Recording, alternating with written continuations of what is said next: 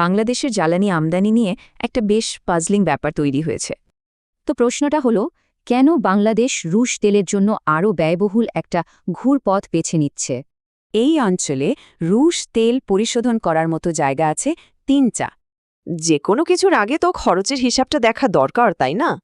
এখানেই দেখুন, করের পার্থক্যটা বিশাল। ভারতে ট্যাক্স প্রায় 22%। অথচ সিঙ্গাপুর বা মালয়েশিয়াতে তেল পরিশোধনের ওপর কোনো ট্যাক্সই নেই।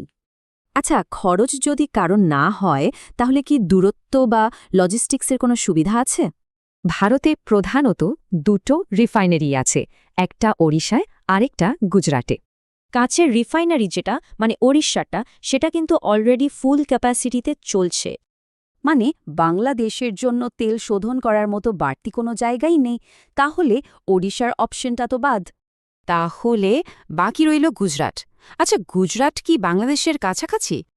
ম্যাপ দেখলেই বোঝা যায়, গুজরাতের থেকে বরং মালয়েশিয়া সমুদ্রপথে আরও অনেক কাছে। তার মানে খরচ বা দূরত্ব কোনো দিক দিয়েই এই রুটটা বেছে নেওয়ার যুক্তি নেই। তাহলে আসল কারণটা কি? সোর্স ম্যাটেরিয়ালে কি বলা হচ্ছে? সোর্সের মতে কারণ একটাই, ইন্ডিয়া ফার্স্ট পলিসি। এই ব্যাখ্যাটা পুরো ফোকাসটাই অর্থনীতি থেকে সরিয়ে ভূ রাজনীতির দিকে নিয়ে যায়। আর এখানেই কিন্তু একটা বড় প্রশ্ন রয়ে যায়, যা এই পুরো ব্যাপারটাকে আরও রহস্যময় করে তোলে। এত সহজ আর সস্তা রুট থাকতেও তেল কেন মালয়েশিয়া বা সিঙ্গাপুরে শোধন করা হচ্ছে না?